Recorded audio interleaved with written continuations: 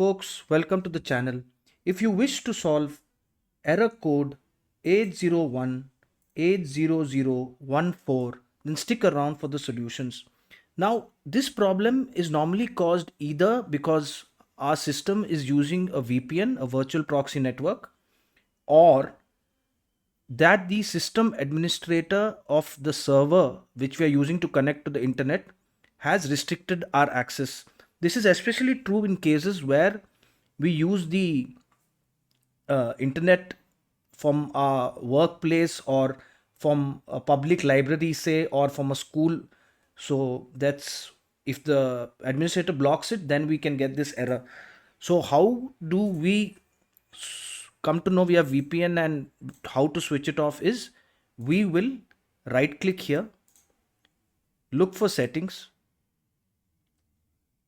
network and internet, and click on the VPN tab. Now, if we have a VPN here, we need to disable it. And that's about it.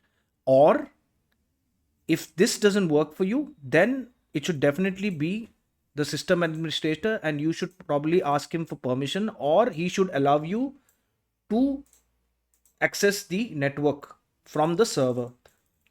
I hope this video helped you. Please subscribe to our channel. Enjoy your day.